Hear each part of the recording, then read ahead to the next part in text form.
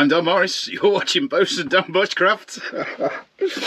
And today it is another garage heating appliance video, yes! I can't believe you people watch this stuff, I really can't, but judging by the view counts lately, you're loving the old paraffin and kerosene stuff, so it's getting a bit warmer in here now. I've just lit all the other heaters. So, what are we doing today? Now, we have, I don't know, I seem overly excited about this, I don't know why. So far we've looked at a lot of different paraffin, kerosene appliances that are still available out there, but they have all almost exclusively been antiques. The things that were about in the past. Yes, you can still get them, and in some cases they are indeed still being made. But because of everything we've been looking at so far, it does kind of make it look like kerosene, paraffin, your heavy fuel oil things. It makes it look a bit like these are fuels of your past more than anything else. You'll have to excuse me. There is a rag and bone man coming into the street looking for old metal, and he is going to yell his lungs out for the next 5 or 10 minutes, but I'm sure we've all heard a rag and bone man before. Where was it? Ah, yes. So because of that, I've got, like I said, I feel like I'm kind of giving you the impression that kerosene, paraffin, it's dead technology, it's old stuff, and we're just left languishing with what was made from the past. This isn't true. It is still, weird noise, it is still very much a fuel of the present and potentially the future, depending on where your boffins decide to take us with it. As with most things that we have available to us, I think there's limitless potential in oil-based products. I personally don't see it coming to an end. I know that the electric cars and stuff's a bit of a craze at the moment, but we have had electric cars before. In fact, some of you very early, we had, basically, I watched something the other day, we had electric cars before Ford produced the Model T. Obviously they didn't take off, but these things are always going to be here. So what are the up-to-date things that you can get? Well, underneath this old t-shirt here is a fine example of one of the up-to-date things you can get, and this is the Kero 241A. Apparently that's not what the A stands for, that's just me saying apparently. This is a much more modern version of a kerosene heater.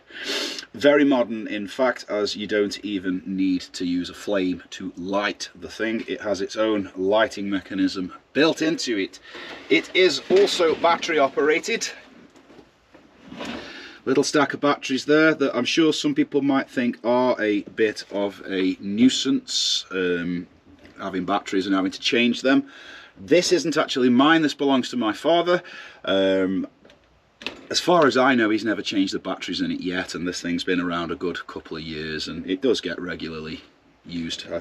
It's lit quite often. So this thing really in the modern time is a whole nice convenient little thing. One thing that I have heard a lot about these sorts of heaters that people don't like about them is the fuel, having to top them up and put fuel in them and this, that and the other. It's a bit of a nuisance, can be a messy business. With the old modern and updated version though, they have thought about that. They have fully understood that that is something that is a bit of a bugbear with people. So this thing has a self-sealing fuel tank. When you pull it out, it closes itself shut, and I would advise a bit of tissue on you just in case, because you are always going to get a few little drips. But there's your fuel tank, and it has built into it a nice little gauge on the side, so you know how much fuel you've got left in it just by looking at it. Now, it also says on it, in no uncertain terms, kerosene only, and makes very clear, don't put gasoline in it. With gasoline, petrol, whatever you wanna call it. Now, there is very little fuel in this, so especially as it's not actually mine, I am going to give it a little top up, put some fuel in it, because we can't get much done with no fuel. Now, the fact that it has dribbled a little bit, because I've been jiggling it about, I shouldn't have done. I should have lifted it out, a bit of tissue under it and taken it to where I was going to fill it. That's the idea of it. You're not supposed to. So even though it does self-seal when you lift it out of the appliance, I have managed to spill some on my table, but that is mostly because I was dangling it upside down and shaking the thing about, which really, you pull it out, it seals, you turn it over to fill it. Wouldn't be a problem if I wasn't stood waffling to the camera and shaking the damn thing about. So better get a bit of fuel in it, because it's rather empty. These things don't work so well without a bit of fuel.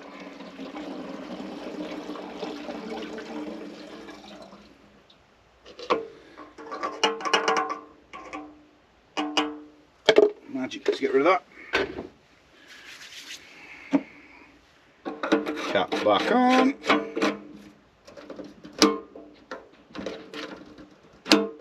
There we go. That clicky noise you hear as I tighten that on is it's got a device on it so that you can't over tighten it and damage it. Like I say, as a representation of the modern side of kerosene heating, this thing's pretty up there. Right. Now we're going to flip it over and get it straight back into where it belongs. That's it. And then it just self-locates. Close the little flappy door. Beautiful!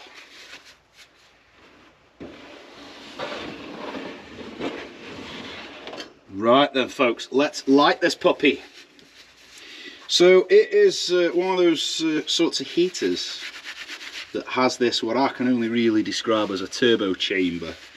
And when that gets going properly, that whole thing glows red. So instead of it being just the flame like you get with the blue flame heaters and stuff, you're getting that whole sort of infrared heat out of it as well. I probably aren't going to be able to run the thing that long where it is here. It's going to belt a lot of heat out. So getting it started is pretty simple really. You've got this lever here that has stop at the top. That's where you put it to switch it off. You've also got an actual button there for stop. I think that's kind of like an emergency quick stop if that's what you require. And to start it, all you're doing is pushing this lever down to where it says maximum. And if you push it down a little further, it'll beep, click, and get starting.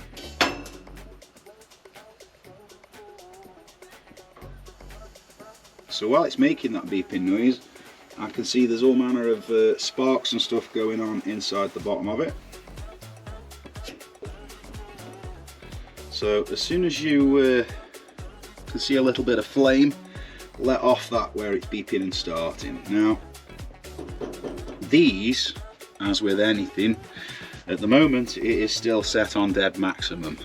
Never a good thing to do with them when they're cold. Back it off a little bit. Yeah, just back that off a little bit so as it's not on its maximum setting until it's warmed up. If you do leave it on full while it's getting going and warming up, you will be in that same old territory where you're going to get a lot of smoke and a lot of fumes. And I know that this thing doesn't really kick out much fumes at all, even when it's lighting. But if you leave that all the way down for max power whilst its first ignitions are going on, it'll smoke like hell. So it is lit. You guys won't be able to see anything just yet because it's all flicking away down the bottom, and like I say, that's going to build up, heat up, and get all of that cage and framework glowing in there. So I'll come back to you when it's at a little more of a lit stage. Right, so it's been about 2 minutes. You can see now that the blue flames of it are really increasing, getting taller, and that mesh, it might not show up on the camera, but at the bottom of the mesh there it's just starting to heat up and turn red. Now, I know some people would probably think, well, that's 2 minutes already and that's all it's done so far. Yeah, it might seem like a long ignition sequence to get it going properly, compared to gas appliances and things, but I haven't had to do anything to it. I haven't touched it. All I've done is gone down to where I want it to start, backed it off a bit and then left it. It's not like I'm faffing or doing anything with it at all. It's sorting itself out completely. And in that time that I was waffling away there, you can see it's starting to ever more glow red. So I shall come back to you when it's fully running, which at this point, another 2 minutes, it'll be absolutely, well, another 2 minutes, it'll probably be too hot for me to be stood next to it like this. So, lovely. So in total, it's probably been about 5 minutes. Now it's completely warmed up. It is obviously, as these things do, it's going to get hotter and hotter the longer that it's running, really. Just see the lovely little blue flames licking out the top, nice and clean burning. There is no smell.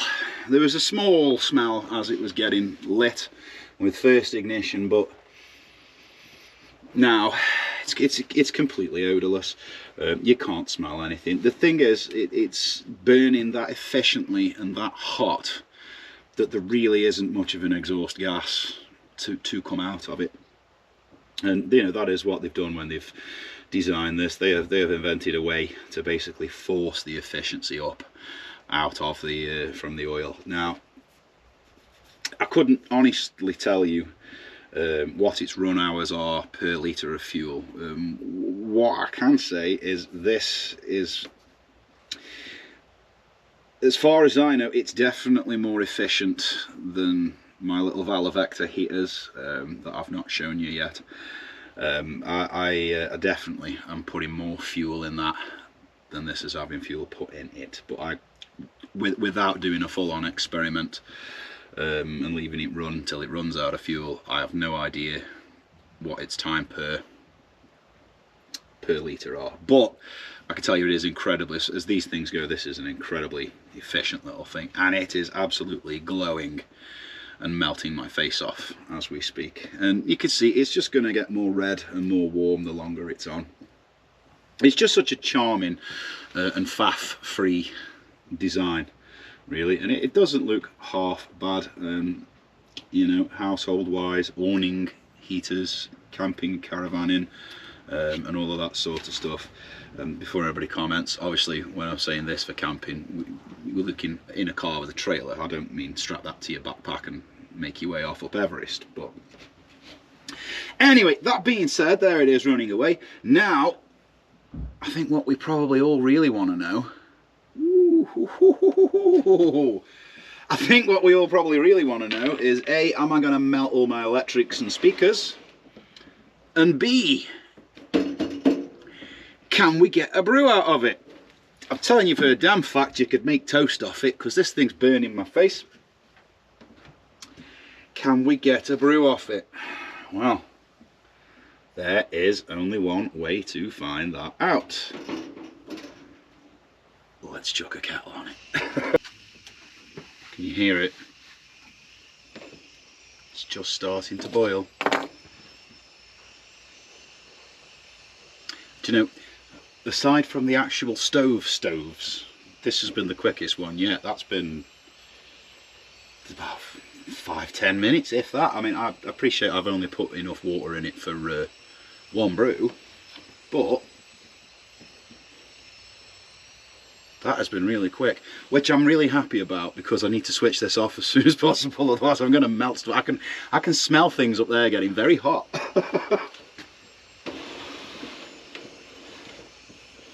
Try and move it away from the immediate burnables. Oh gee, that is warm.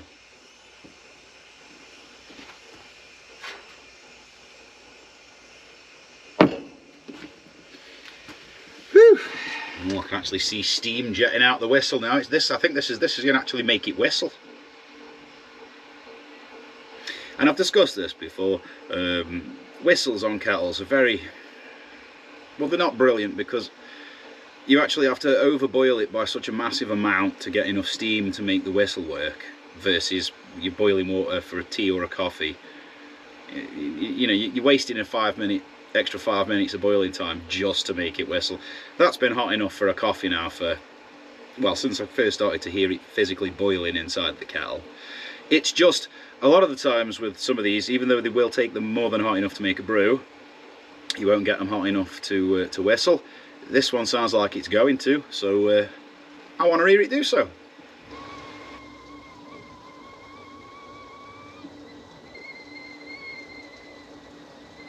We got whistle. Hey, well that'll do, because I don't want to set the garage on fire. And this thing is ridiculously hot. So I'm actually going to switch it off now because we don't really need it. That's it, just lift the lever up to the stop position. That'll take care of itself and cool down now. And I get to have a lovely brew. Now, I didn't time that, because I never do, we're not that scientific here.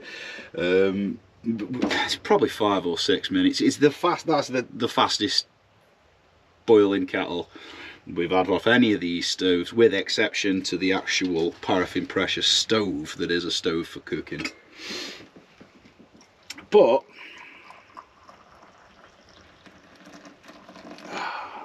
and it's already gone out, it's already safe. Still going to be hot to the touch, mind you. For me, that is one of the things that's going to be far too hot to drink right now, because the kettle boiled. So if the kettle whistles, you know your water is like 180 degrees, it's going to be really warm. But that for me is the biggest thing with these sorts of appliances, is there's a two-part to it. You're not just getting heat off it. You can cook with them, you can boil your kettles with them, you can do anything that you really require heat for. So, you know, and this one, I know this one actually does get used a lot for drying clothes when the weather's terrible, because with it having the big parabolic reflector, well, I don't know, is it parabolic? Is that not completely round? I don't know, that big shiny reflector behind it. It projects the heat forwards, and because of that red glow there, it has that infrared effect of being able to just physically, the heat comes outwards from it, whereas the other heaters and stuff that I've got in here, they're more convection. They literally just turn the air under their own heat. So this thing's great for directing heat towards things, i.e., say, drying laundry on a terribly rainy day. But just for having those multi-purpose uses that, again, you can boil water on it, you can cook soup on it, you can, you know, yeah, a bit more patience compared to some appliances. But in times of need, power cuts or anything like that, you know. And as I say with my two that I have in here, I have a habit of just leaving a kettle of water on them, because I'll do a video on the ones that I use in this garage, the Valor Vectors. I haven't done that yet, but they will not get the kettle hot enough to make the whistle start sounding, but they get the kettle more than hot enough to make coffee and stuff. More than hot enough. Just like I've said, the whistles are quite wasteful with the steam. So what I tend to do is just leave a kettle of water on top of it. It takes it about an hour to get it to coffee temperature, but then it'll sit there at that temperature for as long as you leave it on top of the thing.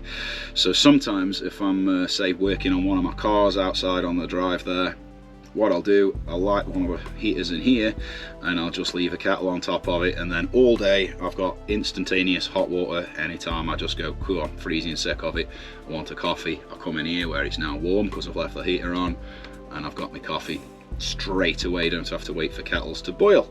And obviously I'm not using electric kettles and things at the same time as I've got heat going, so they operate in the same idea as actual wood-fired stoves.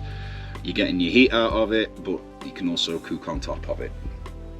And unless you're a student, I don't see many people cooking on radiators from, you know, gas central heating. So not unless you like your food lukewarm. Anyway, that's enough waffle from me about this thing. So that is the Kero 241A, another marvelous little kerosene based solution to heat and cooking. A lovely kind of faff-free modern thing as opposed to some of the antiques that we've been through. But this is where the world is now with these sorts of technologies, which I think is bloody brilliant that they're still here, they're still being used, they're still being developed as well. Like I say, there's a lot, oil's never going anywhere, let's be honest. But that really is all I need to say for today, guys. So as always, get out there, get bushcrafting, get having fun, get finding new and ever, or old and ever more creative ways to make yourselves a brew in any which way you can find to do so. And by all means, comment and tag that to me.